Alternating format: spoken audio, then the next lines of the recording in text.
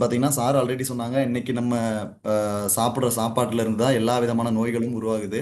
நம்ம என்னதான் ஹெல்த் கேரோ என்னதான் ஒரு மெடிக்கல் ஃபேக்டரிஸோ மெடிக்கல் இண்டஸ்ட்ரீஸோ ஒரு இன்னைக்கு ஒரு வளர்ந்து ஒரு நிலையில இருக்கு அப்படிங்கிறதுக்கெல்லாம் மிக முக்கியமான காரணம் நம்ம சாப்பிட்ற சாப்பாட்டுல இருந்து நம்ம அடித்தளமே அக்ரிகல்ச்சர் தான் சார். அந்த அக்ரிகல்ச்சர்ல நம்ம என்ன மாதிரி பொருட்களை யூஸ் பண்ணி என்ன மாதிரி வந்து மகசூல் எடுக்க முடியும் அதை பார்க்கறத விட இன்னும் 10 வருஷம் கழிச்சு என்ன மாதிரி வந்து அக்ரிகல்ச்சர் மாறப்போகுது அந்த மாதிரி ஒரு விஷயங்களை தெரிஞ்சுக்கிட்டோம் அப்படின்னு பார்த்தீங்கன்னா கண்டிப்பாக நல்ல ஒரு ஃபியூச்சர் அக்ரிகல்ச்சரில் இருக்குது.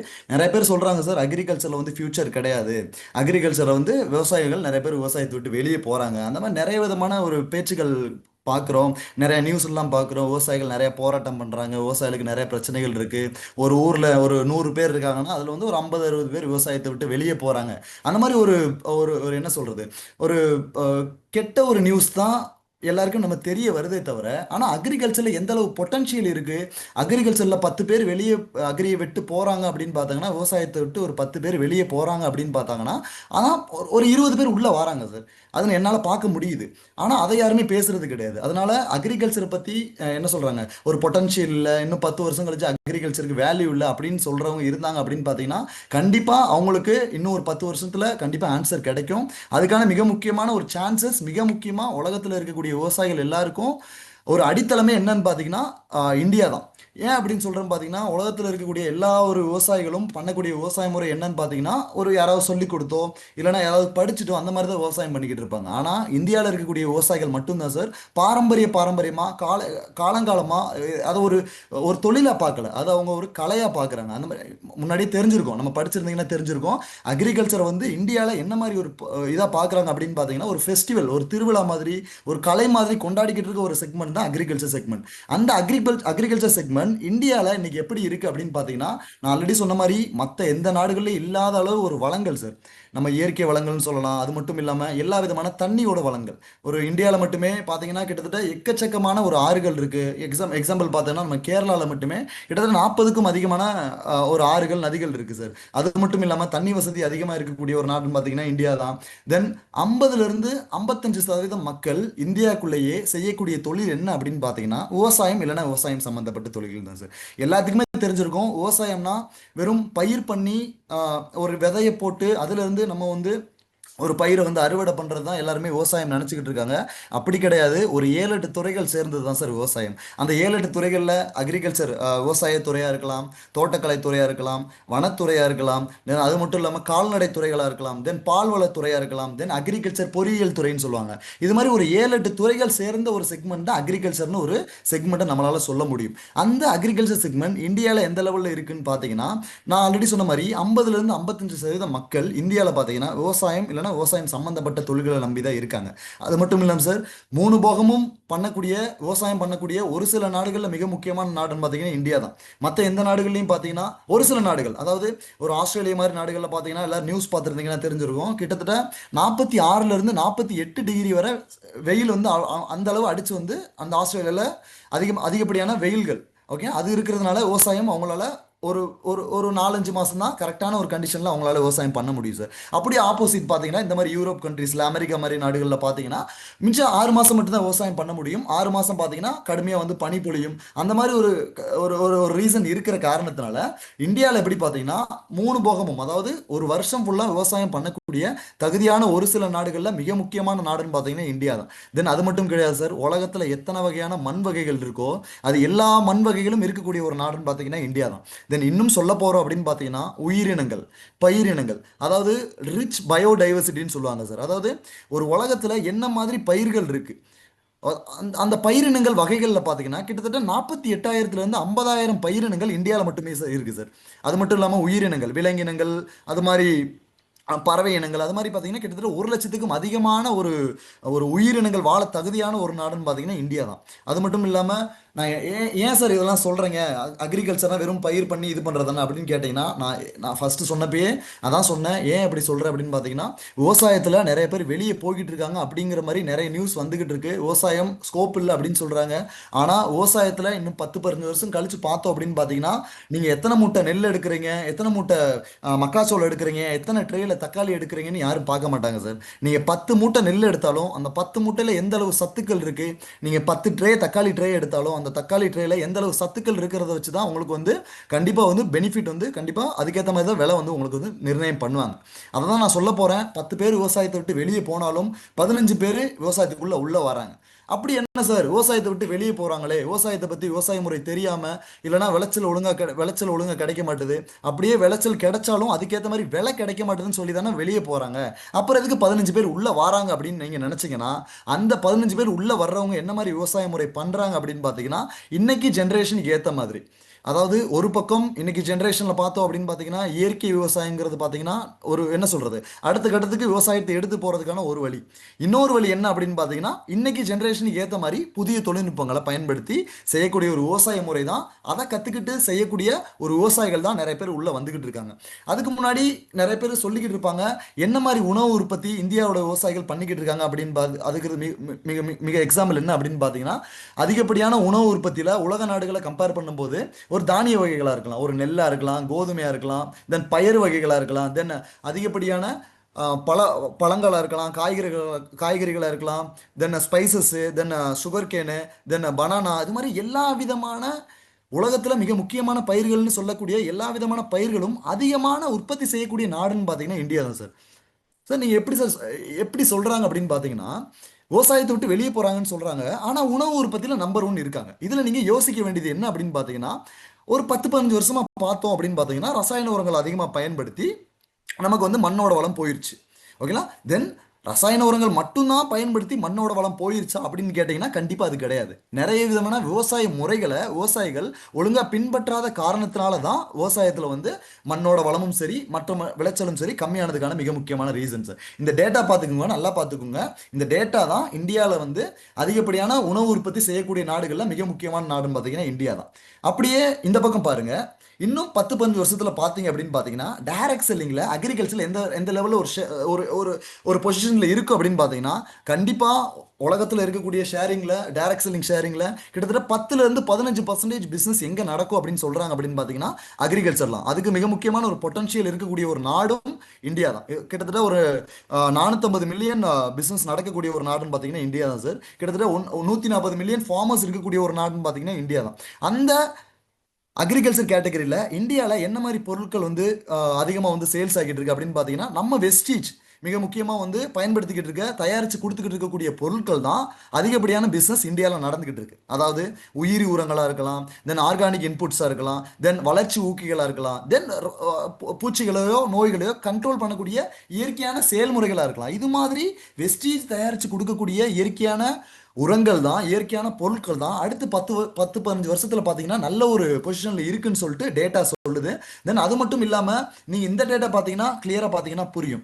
அதாவது சார் நான் எதுக்கு இந்த டேட்டா போட்டேன் அப்படின்னு பாத்தீங்கன்னா இந்த ஃபர்ஸ்ட் பாருங்க 1960ல என்ன மாதிரி விவசாய நிலங்கள் இருந்திருக்குன்னு பார்த்துக்கோங்க. அதாவது 1960ல 58.8% விவசாய நிலங்கள் இந்தியாவில் இருந்துச்சு.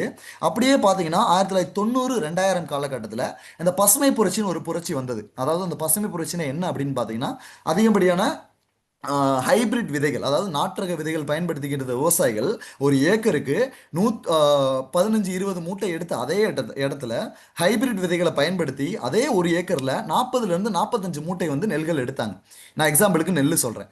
அந்த அந்த அந்த அந்த பசுமை புரட்சி மூலியமா தான் ரசாயன உரங்கள் இந்தியாவுக்குள்ள வந்தது.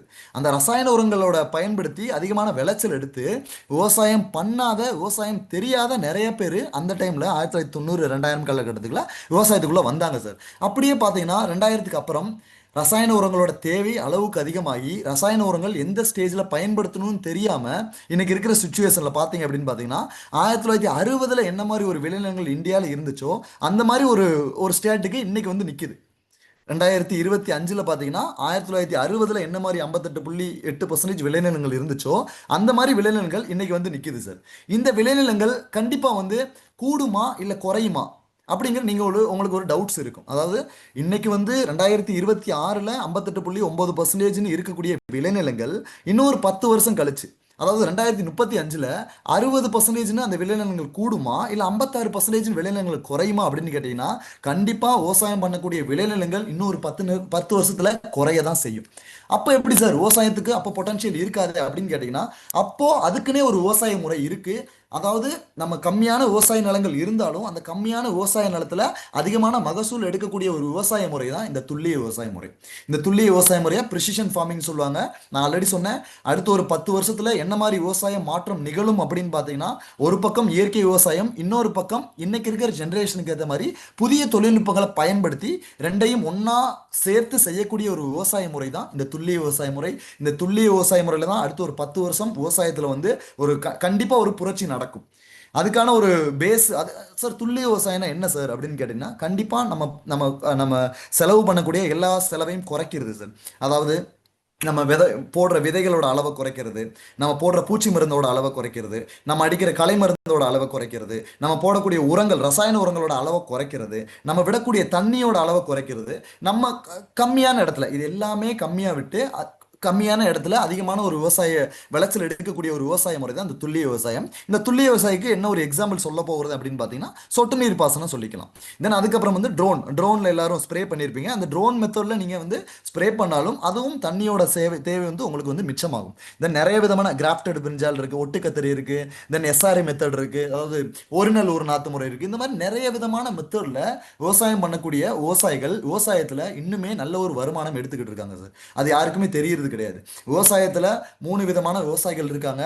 அதுல ஒரு விவசாயிகள் யாரு அப்படின்னு பாத்தீங்கன்னா, ஆல்ரெடி நம்மளுக்கு நியூஸ்ல பாக்குற மாதிரியோ இல்ல எல்லாரும் சொல்ற மாதிரியோ விவசாயத்தை விட்டு வெளியே போற விவசாயிகள். ரெண்டாவது விவசாயிகள் யார் அப்படின்னு பார்த்தீங்கன்னா, நம்ம விவசாயம் பண்ணலாமா இல்லை விவசாயம் பண்ண வேண்டாமா அந்த மாதிரி ரெண்டாம் கட்ட மனநிலையில் இருக்க ஒரு விவசாயிகள். மூணாவது விவசாயிகள் யார் அப்படின்னு பார்த்தீங்கன்னா, நான் ஆல்ரெடி சொன்ன மாதிரி இந்த மாதிரி இன்னைக்கு இருக்கிற ஜென்ரேஷனுக்கு ஏற்ற மாதிரி விவசாய முறையை மாற்றி புதிய தொழில்நுட்பங்களை பயன்படுத்தி இயற்கையான முறையில் விவசாயம் பண்ணிக்கிட்டு இருக்க விவசாயிகள் நல்ல ஒரு வருமானமும் நல்ல ஒரு வாழ்க்கையும் பெற்றுட்டு இருக்காங்க. அந்த மாதிரி ஒரு விவசாயிகள் பின்பற்றக்கூடிய ஒரு விவசாய முறை தான் இந்த துல்லிய விவசாயம். இந்த துல்லிய விவசாய முறை மெத்தட்ல தான் நம்மளோட வெஸ்டீஜ் அக்ரி ப்ராடக்ட் வந்து தயாரிச்சு உங்களுக்கு வந்து கொடுத்துக்கிட்டு இருக்காங்க சார். ஓகேங்களா? தென் அதுக்கப்புறம் பார்த்தீங்கன்னா, வெஸ்டீஜ் எல்லாருக்குமே தெரியும் ஒரு ஹெல்த் கேர் பேஸ் பண்ணி வந்த ஒரு கம்பெனி அப்படின்னு. ஓகேங்களா? ஆனால் லாஸ்ட் ஒரு 5 வருஷமா இந்த கோவிட்டுக்கு அப்புறம் வெஸ்டீஜ் நிறுவனம் என்ன மாதிரி ஒரு திருப்பு முனையை சந்திச்சிருக்கு அப்படின்னு பார்த்தீங்கன்னா, வெஸ்டீஜ் ஸ்டார்ட் பண்ண காலத்தில் health care company, health care அந்த செக்மெண்ட் என்ன மாதிரி ஒரு வளர்ச்சி நிலையில இருந்துச்சோ, அதாவது ஒரு கம்பெனி ஒரு ஹெல்த் கேர் செக்மெண்ட்டை கொண்டு வராங்க. அப்போ இனிஷியல் ஸ்டேஜில் அந்த 2004 என்ன மாதிரி ஒரு வளர்ச்சி நிலையில அந்த ஹெல்த் கேர் செக்மெண்ட் இருந்துச்சோ அந்த மாதிரி ஒரு வளர்ச்சி நிலையில, அதாவது ஒரு க்ரோவிங் ஸ்டேஜ், க்ரோவிங் பேஸ்ன்னு சொல்லுவாங்க. அந்த க்ரோவிங் பேஸ்ல போய்கிட்டு இருக்கிறது பார்த்தீங்கன்னா இன்னைக்கு வந்து அக்ரிகல்ச்சர் செக்மெண்ட் தான். ஓகேங்களா? அந்த அக்ரிகல்ச்சர் செக்மெண்ட்டை உள்ள வந்ததுக்கான மிக முக்கியமான காரணம் சரவணன் சார் ஆல்ரெடி சொன்ன மாதிரி, நம்ம இன்னைக்கு சாப்பிட்டுக்கிட்டு இருக்க சாப்பாடுல தான் மிக முக்கியமான ஒரு நச்சுத்தன்மை அதிகமாக இருக்கு, சத்துக்கள் கிடையாது, ரசாயன உரங்களோட தேவை வந்து ரொம்ப அளவுக்கு அதிகமாக போய் தான் நம்ம சாப்பிட்ற சாப்பாட்டில் சத்து கிடையாது. அப்போது சத்துக்களை நல்ல விதமான ஒரு சத்துக்களையும் நல்ல விதமான சத்துக்கள் உள்ள ஒரு தானியங்களையும் உருவாக்கணும் அப்படின்னா அதுக்கு நம்ம இயற்கையான முறையில் தான் விவசாயம் பண்ணியாகணும். அதுதான் வெஸ்டீஜோட மிக முக்கியமான நோக்கம். ஊட்டச்சத்து நிறைந்த உணவை உற்பத்தி செய்யறது தான் வெஸ்டீஜோட மிக முக்கியமான நோக்கம் சார். ரெண்டாவது நோக்கம் என்ன அப்படின்னு பார்த்தீங்கன்னா, ரசாயன உரத்தோட தேவையை முழுசாக நம்மளால குறைக்கவே முடியாது. அதுதான் ஃபேக்ட். அந்த ரசாயன உரத்தோட தேவைகளை கொஞ்சம் கொஞ்சமாக குறைக்கிறது தான் வெஸ்டீஜோட மிக முக்கியமான இரண்டாவது நோக்கம். மூணாவது நோக்கம் என்ன அப்படின்னு பார்த்தீங்கன்னா, நிறைய டிஸ்ட்ரிபியூட்டருக்கு இந்த ஐடியா இருந்துச்சா இல்லையா எனக்கு தெரியாது. ஆனால் நான் ஃபீல்டுக்கு போன வர எனக்கு தோன்றுன, நான் ஃபீல்டுக்கு நான் 3 இயர்ஸ் வந்து ஃபீல்டில் ஒர்க் பண்ணிக்கிட்டு இருந்தேன். அப்பையும் தென் வெஸ்டீஜில் ஜாயின் பண்ணதுக்கு அப்புறமும் எனக்கு தோன்றின ஒரு ஐடியா, எனக்கு வந்து மைண்டில் வந்து ஒரு ஐடியா என்ன அப்படின்னு பார்த்தீங்கன்னா, விவசாயிகள் நெட்வொர்க் மார்க்கெட்டிங்கிற ஒரு விஷயத்த காலங்காலமாக பண்ணிக்கிட்டு இருக்காங்க சார். நல்லா யோசிச்சு பாருங்க. அக்ரியை ப்ரொமோட் பண்ணுற டிஸ்ட்ரிபியூட்டர் இருந்தீங்கன்னா நான் சொல்கிற விஷயங்கள் உங்களுக்கு நல்லா புரியும். அதாவது விவசாயிகள் அவங்களுக்கே தெரியாம காலங்காலமா நெட்வொர்க் மார்க்கெட்டிங் பண்ணிக்கிட்டு இருக்காங்க. எப்படி சார் அப்படின்னு கேட்டீங்கன்னா, கண்டிப்பா ஒரு ஊர்ல ஒரு 10 விவசாயிகள் இருக்காங்க அப்படின்னு பார்த்தீங்கன்னா, எக்ஸாம்பிளுக்கு சொல்றேன், ஒரு 10 விவசாயிகள் இருக்காங்க அப்படின்னு பார்த்தீங்கன்னா, அந்த 10 விவசாயிகளும் ஏதோ ஒரு உரக்கடையிலையோ ஏதோ ஒரு ஷாப்லயோ போயிட்டு தான் யூரியாவோ டிஏபியோ பொட்டாஷோ இல்லை வேற ஏதாவது நுண்ணோடு சத்துக்களோ வாங்கிட்டு வந்து போடுவாங்க. ஆனா அந்த 10 விவசாயிகள் விவசாயம் பண்ணிக்கிட்டு இருக்க ஒரு நெல்லு இடத்துல, விவசாய நிலத்துல ஒரு விவசாயி மட்டும், அந்த 10 விவசாயில ஒரு விவசாயி மட்டும் ஏதாவது வெளியூர் போயிருக்கலாம். ஏதாவது திருச்சியோ இல்லைன்னா சென்னைக்கோ ஏதாவது சொந்தக்காரங்க வீட்டுக்கு போயிருக்கலாம். அப்படி போய்கிட்டு இருக்க அந்த விவசாயிகள் என்ன மாதிரி ஒரு அங்கே உள்ள சந்திச்சு, அங்கே உள்ள உரக்கடையோ அங்கே அக்ரி படித்தவங்களோ யாரையோ சந்திச்சு அங்கேருந்து புதுசாக ஏதாவது கடல் பாசி உரங்களோ இல்லை புதுசாக ஏதாவது ஹியூமிக்கோ வாங்கிட்டு வந்து அவர் விளைநிலத்தில் போட்டிருக்கலாம். அதாவது மற்ற அந்த 10 பேர்த்தில் ஒருத்தர் மட்டும் வெளியே இருந்து புது மருந்து வாங்கிட்டு வந்து போடுறாரு. மற்ற 9 பேரும் நார்மலாக என்ன மாதிரி விவசாயம் பண்ணிக்கிட்டு இருக்காங்களோ அந்த விவசாயம் தான் பண்ணிக்கிட்டு இருக்காங்க. அப்போது புதுசாக போட்ட அந்த கடல் பாசி உரங்களோ நம்ம ஹியூமிக்கோ போட்ட விவசாயி அவருக்கு நல்ல ஒரு விளைச்சல் வந்தாலோ இல்லைன்னா அவருக்கு வந்து ஒரு பூச்சி தாக்குதலோ நோய் தாக்குதலோ இல்லாமல் செடியோட வளர்ச்சி அதிகமானாலோ பக்கத்தில் இருக்க விவசாயிகளை என்ன சேர்ந்து கேட்பாங்க அப்படின்னு பார்த்தீங்கன்னா, கண்டிப்பா என்ன உரம் போட்டீங்க, என்ன பூச்சி மருந்து அடிச்சீங்க, என்ன களை மருந்து கிட்டீங்க, கண்டிப்பா கேட்பாங்க சார். அப்போ அந்த விவசாயி என்ன சொல்லுவாருன்னா, நான் இந்த கடையில் உரம் வாங்கிட்டு வந்தேன், இந்த கடையில் மருந்து வாங்கிட்டு வந்தேன், இந்த அளவு இவ்வளோ ரேட்டுக்கு வந்துச்சு, இந்த பருவத்தில் நான் வந்து யூஸ் பண்ணேன், எனக்கு வந்து நல்ல ஒரு விளைச்சல் வந்துச்சு, நீங்களும் வாங்கி போடுங்க, நல்ல ஒரு விளைச்சல் வந்துச்சு சொல்லி அந்த விவசாயி சொல்லுவார். அப்படி அந்த விவசாயிகள் சொல்றதுனால மற்ற விவசாயிகள் எல்லாம் சேர்ந்து அவங்களுக்கு வந்து எதுவும் காசோ எந்த ஒரு அன்பளிப்போ எந்த ஒரு இதுவுமே கொடுத்தது கிடையாது சார். ஆனா அதே மெத்தட்ல தான் வெஸ்டீஜ் நிறுவனம் காலங்காலமா வந்து நமக்கு வந்து நெட்வொர்க் மார்க்கெட்டிங் கொடுத்துக்கிட்டு இருக்காங்க. ஆனா விவசாயிகளுக்கு வந்து அதை வந்து அவங்களுக்கு அறியாமையினாலேயே அவங்க வந்து அதை செஞ்சுக்கிட்டு இருக்காங்க. அதாவது நான் என்ன சொல்ல வரேன் அப்படின்னு பார்த்தீங்கன்னா, ஆல்ரெடி விவசாயிகள் அந்த மாதிரி ஒரு மெத்தடை தான் பயன்படுத்திக்கிட்டு இருக்காங்க.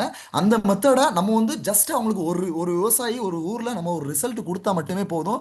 அந்த ஊர் ஃபுல்லாவே உங்களால அந்த ஒரு நம்ம வெஸ்டீஜ் டிஸ்ட்ரிபியூட்டர் வந்து உள்ள இறங்க முடியும் சார்.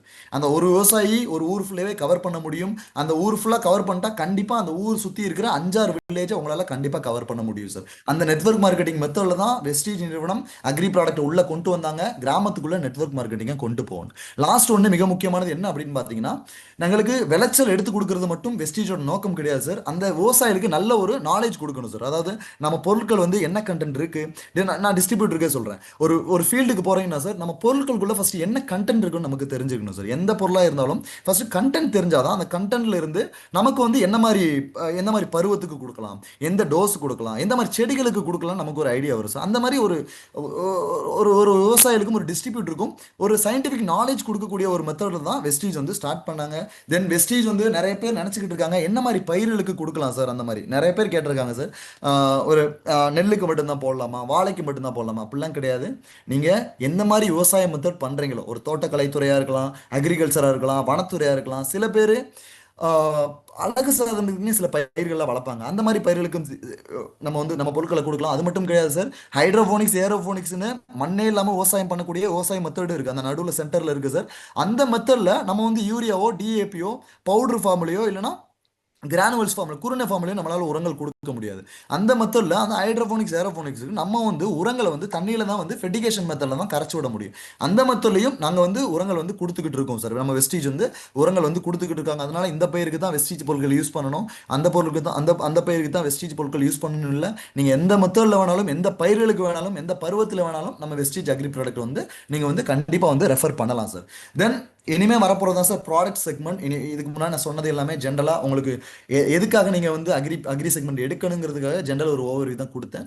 இனிமேல் வரப்போகிறது டிஸ்ட்ரிபியூட்டருக்கும் விவசாயிகள் இருந்தாலும் அவங்களுக்கு ஈஸியாக புரிகிற மாதிரி ஒரு எக்ஸாம்பிள்ஸோட தான் நான் சொல்லுவேன். கண்டிப்பாக உங்களுக்கு புரியும். அப்படி புரியலை அப்படின்னா கண்டிப்பாக மீட்டிங் முடிஞ்சதுக்கப்புறம் என்ன இண்டிவிஜுவலாக கான்டாக்ட் பண்ணிங்க.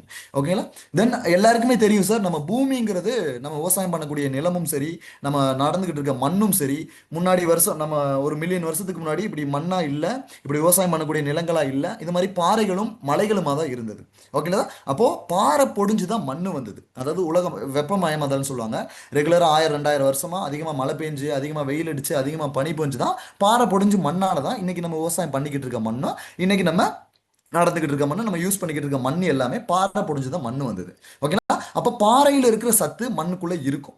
அந்த பாறைகள்ல என்ன சத்துக்கள் அதிகமா இருக்கு அப்படின்னு பாத்தீங்கன்னா, பாஸ்பரஸ் கண்டென்ட் தான் பாறைகள்ல அதிகமா இருக்கிறது. ஓகேங்களா? அப்போ பாறை பொடிஞ்சுதான் மண்ணு வந்தது. அப்போ அந்த பாறையில் இருக்கக்கூடிய அந்த பாஸ்பரஸ் சத்து மண்ணுக்குள்ள கண்டிப்பா இருக்கும். பாஸ்பரஸ் சத்து மட்டும் இல்லை சார், பாஸ்பரஸ் மட்டும் இல்லாமல் ஒரு பொட்டாசியமோ நைட்ரஜனோ வேற எல்லா விதமான நுண்ணூட்ட சத்துக்களும் மண்ணுக்குள்ளே இருக்கு. ஓகேங்களா? அப்போ பாறை பொடிஞ்சு மண் வந்து அப்போ பாறையில் இருக்க சத்து மண்ணுக்குள்ளே இருக்கு.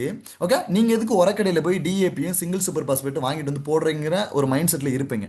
ஓகேங்களா? அந்த மண்ணுக்குள்ளே இருக்கிற பாஸ்பரஸ் வந்து பாறையிலிருந்து அந்த மண்ணுக்குள்ளே இருந்த பாஸ்பரஸ் வந்து என்ன மாதிரி ஒரு வடிவத்தில் இருக்குது அப்படின்னு பார்த்தீங்கன்னா, உங்கள் மண்ணுக்கும் உங்கள் செடிக்கும் யூஸ்ஃபுல் ஆகாத படிவத்தில், மண்ணுக்குள்ளே கரையாத படிவத்தில் கட்டியாக இருக்குது சார். இந்த ஃபோட்டோ பார்த்தா உங்களுக்கு தெரியும். அதாவது அதனோட மாடியூல் வந்து என்ன மாதிரி மண்ணுக்குள்ளே இருக்குது அப்படின்னு பார்த்தீங்கன்னா, அந்த விவசாய நிலத்துக்கும் அந்த விவசாய செடிக்கும் வந்து யூஸ்ஃபுல் ஆகாத படிவத்தில் மண்ணுக்குள்ளே கரையாத படிவத்தில் கட்டியாக இருக்குது. இந்த கரையாத பாஸ்பரஸை கரைச்சி கொடுக்கக்கூடிய ஒரு உயிருள்ள பூஞ்சை தான் நம்ம அக்ரி நானோடெக்குள்ளே இருக்குது சார். ஓகேங்களா? அக்ரி நானோடெக்குங்க வந்து ஒரு பயோ ஃபெர்டிலைசர். அந்த பயோ ஃபெர்டிலைசர்ஸ் தான் என்ன அப்படின்னு கேட்டிங்கன்னா உயிரி உரம். அந்த உயிரி உரத்துக்கு பேர் என்ன சார்? அந்த பாஸ்பரஸை கரைச்சி கொடுக்கக்கூடிய, மண்ணுக்குள்ள இயற்கையாக இருக்கக்கூடிய பாஸ்பரஸை கரைச்சி கொடுக்கக்கூடிய அந்த உயிருள்ள பூஞ்சை பேர் என்ன அப்படின்னு பார்த்தீங்கன்னா பாஸ்பரஸ் சொலுபிலைசிங் ஃபங்கைன்னு சொல்லுவாங்க சார். அந்த பாஸ்பரஸை கரைச்சி கொடுக்கக்கூடிய ஃபங்கை தான் நம்ம அக்ரி நானோடெக்குள்ள மிக முக்கியமாக இருக்கு. நீங்கள் நானோடெக்கை மண்ணுக்குள்ள போடும்போது அந்த ஃபங்கை பூஞ்சைன்னு சொன்னல சார், அந்த பூஞ்சை என்ன பண்ணும் அப்படின்னு பார்த்தீங்கன்னா இந்த கரையாத பாஸ்பரஸை அது அந்த அந்த அமிலங்கள் அதாவது அந்த பூஞ்சைகள் அது வாயிலிருந்து சில அமிலங்களை வெளியே விட்டு இந்த கரையாத பாஸ்பரஸை கரைச்சு இந்த செடிக்கும் இந்த மண்ணுக்கும் யூஸ்ஃபுல் ஆகக்கூடிய ஒரு வடிவத்தில் எடுத்து கொடுக்குது சார். நீங்கள் நானோடெக்கை மண்ணில் போட்டிங்கன்னா கிட்டத்தட்ட 30லிருந்து 35% உங்களுக்கு வந்து கெமிக்கல் உரங்களோட அளவை வந்து உங்களால் குறைக்க முடியும். ஓகேனா, ஒரு கண்டென்ட் இருக்கிறது வந்து பயோஃபெர்டிலைசர் கண்டென்ட், உயிரி உரம், பாஸ்பரஸை கரைச்சி கொடுக்கக்கூடிய ஃபங்கை. தென் அதுக்கப்புறம் என்ன கண்டென்ட் இருக்குது அப்படின்னு பார்த்தீங்கன்னா நுண்ணுட சத்து. எல்லா விதமான நுண்ணூட்ட சத்துக்களும் ட்ரேஸ் அமௌண்ட்ல ஆட் பண்ணியிருக்கிறது தான் நம்மளோட அக்ரி நானோடெக்ல. வெறும் யூரியா, டிஏபி, பொட்டாஸ் மட்டும் முதல்நிலை சத்துக்கள் மட்டும் செடிகளுக்கு தேவை கிடையாது சார். எல்லா விதமான சத்துக்களும் ஒருபோல மண்ணுக்குள்ள இருந்தால் மட்டும்தான் அந்த செடியோட வாழ்க்கை சுழற்சி முழுமையடையும். ஓகேனா, இந்த நுண்ணூட்ட சத்துக்கள், இந்த போரான் சத்து, சிங்க் சத்துலாம் இல்லை அப்படின்னு பார்த்தீங்கன்னா உங்க செடியில பூக்கள் வரும், ஆனால் அந்த பூக்கள் உங்க செடியில நிற்காது, பூக்கள் உதிர்ந்து போகும். ஒரு யூரியா எதுக்கு, நைட்ரஜன் எதுக்கு அப்படின்னு பார்த்தீங்கன்னா செடியோட தலை வளர்ச்சிக்கு. பாஸ்பரஸ் எதுக்கு அப்படின்னு பார்த்தீங்கன்னா செடியோட வேர் வளர்ச்சிக்கு. பொட்டாசியம் எதுக்கு அப்படின்னு மண்ணுக்குள்ள தண்ணியை நிலைநிறுத்தி வச்சு பூக்கள் உருவாக்கத்தை தூண்டி விடுறதுக்கு பொட்டாஷ். அப்போ பூக்கள் உருவாகிறதுக்கு பொட்டாஷ், அந்த பூக்கள் உருவாகிறது கீழே உதிர்ந்து போகாம டிராப் ஆகாம, அந்த காய்கள் டிராப் ஆகாம இருக்கிறதுக்கு மிக முக்கியமான காரணம் நுண்ணுண்ட சத்துக்கள். அதே மாதிரி எல்லா விதமான சத்துக்களையும் மண்ணுக்குள்ள நுண்ணுண்ட சத்துக்களை நிலைப்படுத்தி வைக்கிறதா நானோடெக்கோட இன்னொரு மிக முக்கியமான வேலை சார். மூணாவது என்ன அப்படின்னு பார்த்தீங்கன்னா ஒளிச்சேர்க்கை. சார், இந்த ஒளிச்சேர்க்கை அதிகமாக நடக்கணும் அப்படின்னா இந்த இலைகள் வந்து நல்ல பசுமைத்தன்மையாக அந்த குளோரோஃபில் கண்டென்ட் சொல்லுவாங்க, அந்த பச்சையம் வந்து அதிகமாக இருந்தால் தான் ஒளிச்சேர்க்கை அதிகமாக நடந்தால் அதிகமாக கிளைகள் பிடிக்கும். இந்த பச்சையம் கண்டென்ட், அந்த குளோரோஃபில் கண்டென்ட் வந்து செடிகளுக்கு அதிகமாக கொடுக்கறது தான் நம்ம அக்ரி நானோடெக்கோட இன்னொரு மிக முக்கியமான வேலை.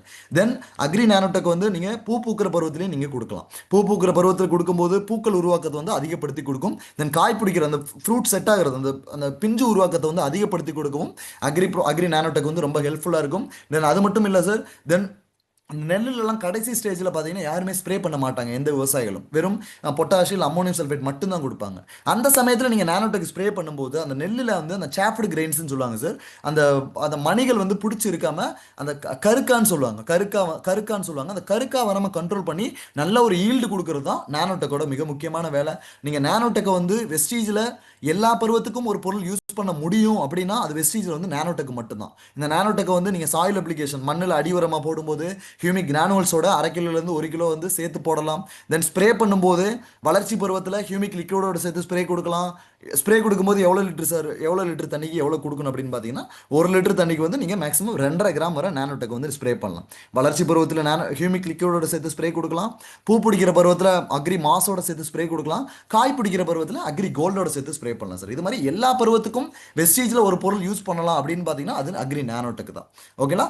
தென் அதுக்கப்புறம் மிக முக்கியமான ஒரு பொருள் கடல் பாசி உரங்கள். கடல் பாசி உரங்கள்லாம் எல்லாத்துக்குமே தெரிஞ்சிருக்கும். கடலுக்குள்ளே இருக்கிற களைகளை தான் நம்ம வந்து கடல் பாசி உரங்கள் சொல்லுவாங்க. அந்த களைகளுக்கு நிறைய விதமான குணங்கள் இருக்குது சார். எல்லா விதமான கடல் களைகளும் ஒரே மாதிரி குணம் இருக்காது. அதில் வெஸ்டீஜில் இருக்கக்கூடிய ஒரு கடல் பாசி களைக்கு வந்து என்ன மாதிரி குணம் இருக்குது அப்படின்னு பார்த்தீங்கன்னா இந்த பார்த்தீனிய மாதிரி எல்லாரும் பார்த்துருப்பீங்க, இந்த பார்த்தீனிய மூக்குத்தி செடின்னு சொல்லுவாங்க. இந்த பார்த்தீனிய மாதிரி குணம் இருக்கக்கூடிய ஒரு செடி தான் கடலுக்குள்ளே இருக்குது. இந்த பார்த்தீனியம் விச செடியில் சார் எனக்கு தெரியுமே ஆஸ்துமா ப்ராப்ளம் உண்டாகும், மூச்சு திணறல் ப்ராப்ளம்லாம் உண்டாகுமே, இதில் என்ன நல்ல குணம் இருக்குது அப்படின்னு கேட்டிங்கன்னா கண்டிப்பாக இந்த செடியில் வந்து இலைகளை விட பூக்கள் தான் அதிகமாக இருக்கும் சார். பூக்கள் வந்து உதிர்ந்து போகாது. அப்படியே பூக்கள் நின்னாலும் அந்த பூக்களில் நோய் தாக்குதலோ பூச்சி தாக்குதலோ வந்து அஃபெக்ட் ஆகாத மாதிரி இருக்கக்கூடிய ஒரு மிக முக்கியமான ஒரு செடி தான் இந்த பார்த்தீனியம் சொல்லுவாங்க. இந்த பார்த்தீனியத்துக்கு நிறைய விதமான குணங்கள் இருக்குது. அந்த குணங்களை தான் நான் இப்போ சொன்னேன். அந்த குணம் மாதிரியே இருக்கக்கூடிய ஒரு கடல் கலை தான் நம்மளோட அக்ரி ஒரு பொருளுக்குள்ளே இருக்குது. அதாவது இலைகளை விட பூக்கள் அதிகமாக பூக்கிறது, பூக்கள் உதிர்ந்து போகாமல் கண்ட்ரோல் பண்ணுறது, அப்படியே பூக்கள் இருந்தாலும் பூக்களை நோயோ பூச்சியோ தாக்காத மாதிரி கடல் கலைகள் கடலுக்குள்ளே இருக்குது. அந்த கடல் கலைகளை எடுத்து அதை அரைச்சி அதிலிருந்து லிக்விடு எடுத்து தயாரிக்கப்பட்ட பூ பூக்கிற பருவத்துக்குன்னே தயாரிக்கப்பட்ட ஒரு பொருள் தான் நம்மளோட அக்ரி மாஸ் சார். இந்த அக்ரி மாஸில் என்ன கண்டென்ட் சார் இருக்குது அப்படின்னு பார்த்தீங்கன்னா மிக முக்கியமாக அக்ரி மாஸில் கடல் பாசி உரங்கள் இருக்குது, அதோடு சேர்த்து எல்சிஸ்டைன் அமினோ ஆசிட்டும் இருக்குது சார். தென் நான் ஆல்ரெடி சொல்லியிருந்தேன் ஒரு பூக்கள் பிடிக்கிறது முக்கியம் இல்லை, அந்த பூக்கள் உதிர்ந்து போகாமல் கண்ட்ரோல் பண்ணணும். ஓகேனா, பூக்கள் உதிர்ந்து போகாமல் கண்ட்ரோல் பண்ணணும்னா மிக முக்கியமான ஒரு கண்டென்ட் நியூட்ரியன் என்ன அப்படி சத்து என்ன தேவை அப்படின்னு பார்த்தீங்கன்னா போரான்கிற சத்தும் ரெண்டாவது ஜிங்க்ங்கிற சத்தும் தேவை சார். அந்த ஜிங்க் கண்டென்ட் வந்து நம்ம அக்ரி மாஸில் ட்ரேஸ் அமௌண்ட்டில் ஆட் பண்ணியிருக்காங்க.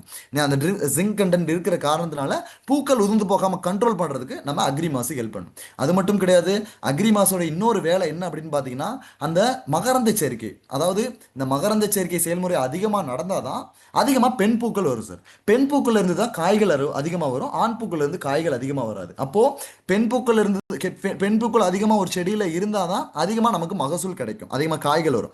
அப்போ இந்த பெண் பூக்கள் செயல்முறையை அதிகப்படுத்தணும் அப்படின்னா இந்த மகரந்த சேர்க்கை செயல்முறை அதிகமாக நடக்கணும். அப்போ இந்த மகரந்த சேர்க்கையை தூண்டி விடுறதுக்கான ஒரு சில வேலைகளை பார்க்கறது தான் அக்ரி மாசோட இன்னொரு வேலை. ஓகேங்களா? அதாவது இந்த மகரந்த சேர்க்கை எப்படி நடக்கும் அப்படிங்கிறது நீங்கள் ஸ்கூல் காலேஜில் படிச்சிருப்பீங்க. அதாவது இந்த ஒரு பூல இருந்து மகரந்த தூள்களை தேனீக்களோ இல்லை வேற ஏதாவது வண்டுகளோ எடுத்துட்டு போயிட்டு இன்னொரு செடியில் இருக்கிற ஃப்ளவரில் போடும். அதன் மூலியமா தான் பெண் பூக்களோட எண்ணிக்கை வரும். அதனோட சதவீதத்தை அந்த மகரந்த சேர்க்கை நடக்கிறத வந்து தூண்டி விடுறதுக்கான ஒரு காரணியாக தான் நம்ம அக்ரி மாசு செயல்படும். தென் இன்னொன்று மிக முக்கியமானது, அந்த பூவிலிருந்து பிஞ்சா மாறக்கூடிய சதவீதத்தையும் அதிகப்படுத்தி கொடுக்கறது அக்ரி மாசோட மிக முக்கியமான இன்னொரு வேலை சார். அதாவது ஒரு செடியில் 10 பூ இருக்குன்னா 10 பூ நம்ம நம்ம நம்ம வீட்டு பக்கத்தில் காயா மாறாது. வீட்டு பக்கத்துலேயே தோட்டத்துலேயோ இப்போ இந்த தக்காளி செடி பார்த்தீங்கன்னா தெரியும், 10 தக்காளி பூ இருந்துச்சுன்னா 10மே 10 காயா மாறாது. ஒரு 3 பூவோ 4 பூ தான் காயா மாறும். அந்த 3-4 பூ காயா மாறக்கூடிய அந்த சதவீதத்தை ஒரு 5-6 பூ காயா மாறவோ இல்லை 6-7 பூ காயா மாற்றி தரக்கூடிய ஒரு கண்டென்ட் தான், ஒரு ப்ராடக்ட் தான் நம்மளோட அக்ரி மாஸ். அதாவது அந்த பூலேருந்து பிஞ்சா மாறக்கூடிய சதவீதத்தை வந்து அதிகப்படுத்தி கொடுக்கும். தென் இன்னைக்கு மார்க்கெட்டில் என்ன மாதிரி ஒரு காய்கறிகள் நல்ல ஒரு ரேட்டுக்கு போகுது அப்படின்னு பார்த்தீங்கன்னா, ஒரு ஒரு ஒரு ஒரு காய் வந்து நல்லா ஷைனிங்காக இருந்தாலும், ஒரு பழம் வந்து நல்ல ஒரு பளபளப்புத்தன்மை, அந்த ஷைனிங் கொடுக்கக்கூடிய ஒரு காய்களும் ஷைனிங் கொடுக்கக்கூடிய ஒரு பழங்களும் தான் நல்ல ஒரு ரேட்டுக்கு வந்து விவசாயிகள்கிட்ட எடுத்துக்கிறாங்க.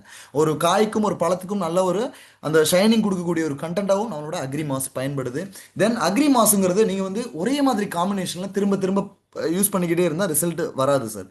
அதாவது ஒரு பூ பூக்கிற பருவம் அப்படின்னு பார்த்தீங்கன்னா நீங்கள் வந்து 2 டோஸ் நம்ம அக்ரி மாசு கொடுக்கலாம். அதாவது இந்த பூ பூக்கிற பருவத்துக்கு என்ன மாதிரி காம்பினேஷன் சார் நீங்கள் யூஸ் பண்ணணும் அப்படின்னு கேட்டிங்கன்னா, கண்டிப்பாக பூ பூக்கிற பருவத்துக்கு 3 காம்பினேஷன் நீங்கள் யூஸ் பண்ணலாம். ஒரு காம்பினேஷன் என்ன அப்படின்னு பார்த்தீங்கன்னா அக்ரி மாசு, அக்ரி நானோடெக், அக்ரி 82, இது ஒரு காம்பினேஷன். ரெண்டாவது என்ன அப்படின்னு பார்த்தீங்கன்னா அக்ரி மாசு, அக்ரி ப்ரோடெக், அக்ரி 82, இது ஒரு காம்பினேஷன். மூணாவது காம்பினேஷன் என்ன அப்படின்னு பார்த்தீங்கன்னா அக்ரி மாசு, அக்ரி கோல்டு, அக்ரி 82 சார். இது மாதிரி 3 விதமான காம்பினேஷனில் நீங்கள் அகைன் காம்பினேஷன் மாற்றி மாற்றி கொடுத்தா தான் உங்களுக்கு வந்து நல்ல ஒரு ரிசல்ட் கிடைக்கும். ஒரே மாதிரி காம்பினேஷனில் நீங்கள் திரும்ப திரும்ப கொடுத்தா உங்களுக்கு வந்து ரிசல்ட் வந்து அவ்வளோவா கிடைக்காது சார். ஓகேங்களா? இந்த அக்ரி மாதம் நீங்கள் ஸ்ப்ரே கொடுக்கும்போது 1 லிட்டர் தண்ணிக்கு 1.5 மில்லி போதுமானது. தென் மாங்காய் மாதிரி, தென் கொய்யா மாதிரி பெரிய பல்லாண்டு பயிர்கள் இருந்துச்சு அப்படின்னா மேக்ஸிமம் 2 மில்லி வரை நீங்கள் வந்து அக்ரி மாதம் வந்து பூ பூக்கிற பருவத்தில் நீங்கள் வந்து ரெகுலராக வந்து ஸ்ப்ரே கொடுக்கலாம் சார். தென் நெக்ஸ்ட் ப்ராடக்ட் எல்லாருக்குமே தெரியும், வேப்ப எண்ணெய்ங்கிறது நம்ம வந்து பூச்சி வெரைட்டியாக வந்து விவசாயிகள் யூஸ் பண்ணியிருப்பாங்க. அதே மாதிரி வெஸ்டீஜில் நோயை விரட்டுறதுக்கான ஒரு பகுதி தான் நம்மளோட அக்ரி ப்ரோடக்ட். இந்த அக்ரி ப்ரோடக்ட்டில் என்ன கண்டென்ட் இருக்குது அப்படின்னு பார்த்தீங்கன்னா, நோயை விரட்டுறதுக்கான natural sulphur 1.5%, then natural potash வந்து 20% ஆட் பண்ணியிருக்கிறது தான் நம்மளோட அக்ரி ப்ரோடக்டோட மிக முக்கியமான வேலை. தென் அது கூட ஹெவி மெட்டல்ஸ்னு சில கண்டென்ட்டும் ஆட் பண்ணியிருக்காங்க, நுண்ணோட்ட சத்துக்களும் ஆட் பண்ணியிருக்காங்க சார்.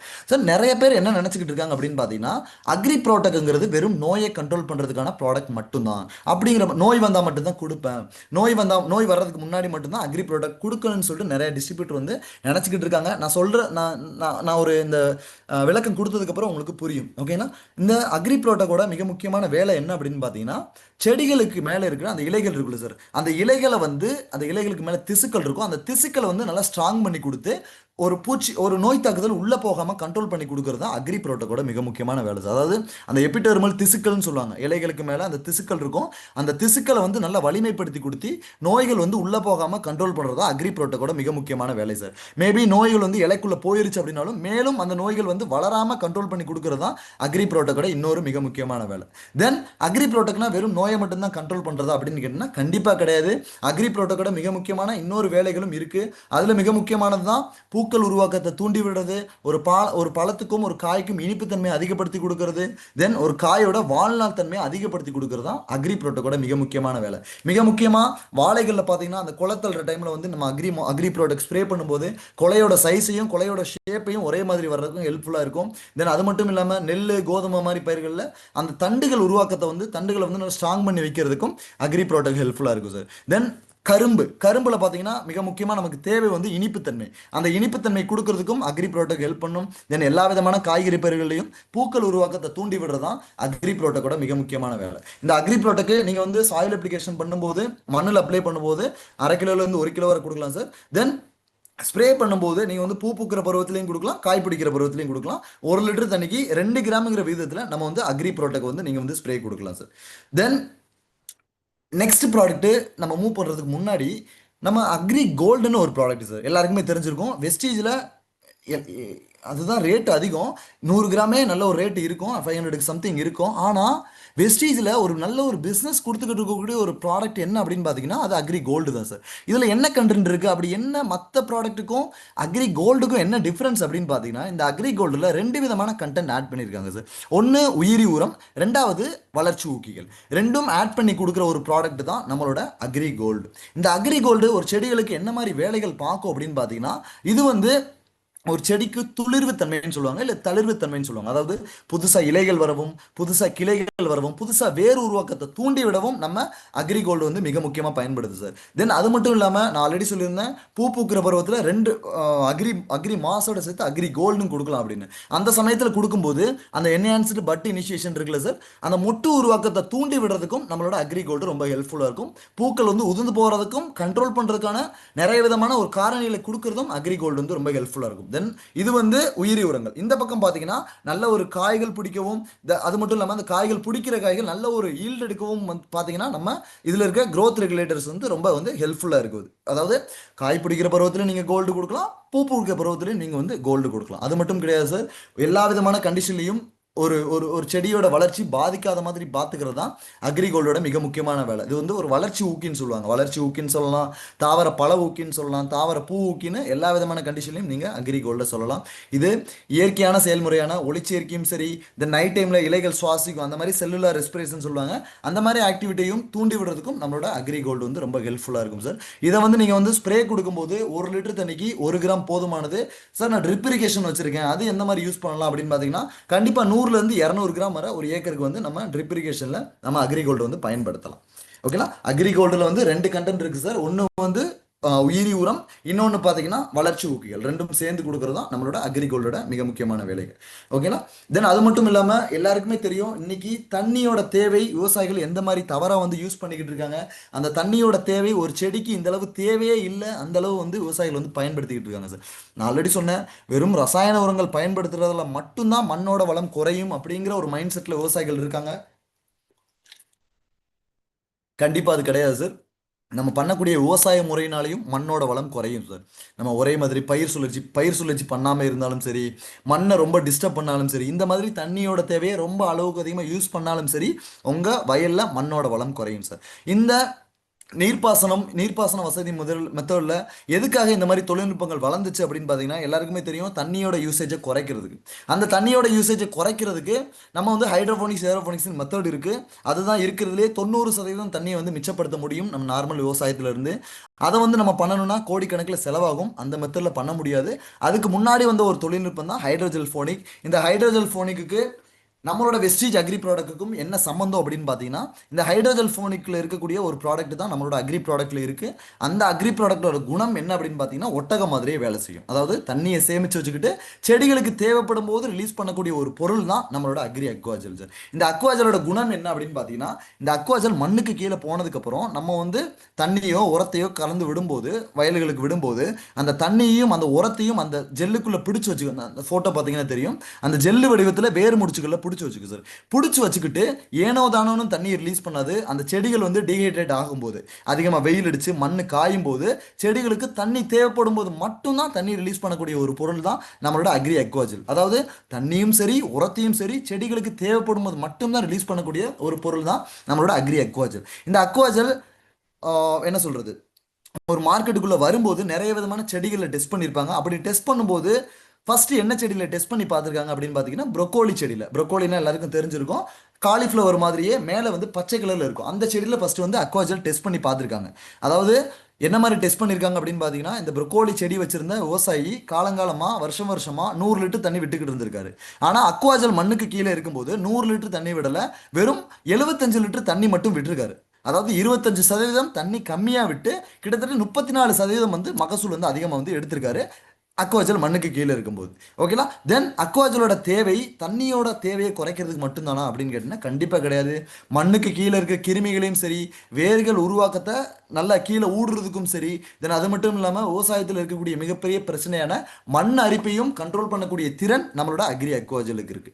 இந்த அக்வாஜலோட குணம் என்ன அப்படிங்கிறத நான் சொல்லிட்டேன். இதை எப்படி யூஸ் பண்ணணும் அப்படின்னு பார்த்தீங்கன்னா, சார் அக்வாஜலுங்கிறது அப்ளை பண்ணும்போது நம்ம வயலில் வந்து லேண்டில் வந்து எந்த விதமான தண்ணியும் இருக்கக்கூடாது சார். அதாவது புழுதி உழவுல கடைசி உழவுக்கு முன்னாடி ஒரு ஏக்கருக்கு 1-2 கிலோ எடுத்துக்கிட்டு நம்ம குருணையோட கலந்து இல்லை குப்பை உரங்களோட கலந்து நீங்கள் அடி உரமாக போட்டுடணும். அதாவது 2 உழவுக்கு அப்புறம் 3 டைம் உழவு ஓட்டுறாங்க அப்படின்னு பார்த்தீங்கன்னா 2 டைம் உழவு ஓட்டினதுக்கு அப்புறம் நீங்கள் வந்து மற்ற உரங்களோட கலந்து நம்ம அக்வாஜலை அப்ளை பண்ணிடணும். அப்ளை பண்ணிட்டு நீங்கள் கடைசி உழவு ஓட்டணும். அப்படி கடைசி உழவு ஓட்டும் போது எல்லா விதமான உரங்களும் அக்வாஜலும் மண்ணுக்கு கீழே போயிடும், மண்ணோட நல்லா மிக்ஸ் ஆயிரும். ஓகேடா? அந்த மாதிரி தான். அதுக்கப்புறம் தான் நம்ம வந்து தண்ணி விடணும். அதுக்கப்புறம் தான் அந்த தண்ணியை வந்து அக்வாஜல் வந்து ஸ்டோர் பண்ணி வச்சுக்கோ சார். தென் நான் வந்து தென்னை வச்சிருக்கேன் சார், நான் வந்து மாமரம் வச்சிருக்கேன், நான் கொய்யா வச்சிருக்கேன். அந்த மாதிரி பல்லாண்டு பயிர்களுக்கு என்ன மாதிரி நான் வந்து அக்வாஜல் அப்ளை பண்ணணும்னா, வட்டப்பாத்தியை சுற்றி ஜஸ்ட் ஒரு குழி மாதிரி எடுத்துக்கிட்டு அதில் நம்ம அக்வாஜலை மற்ற உரங்களோட கலந்து எல்லா பக்கமும் ஒரு போல இருக்கிற மாதிரி நம்ம வந்து அக்வாஜல் வந்து அப்ளை பண்ணணும் சார். அப்ளை பண்ணிட்டு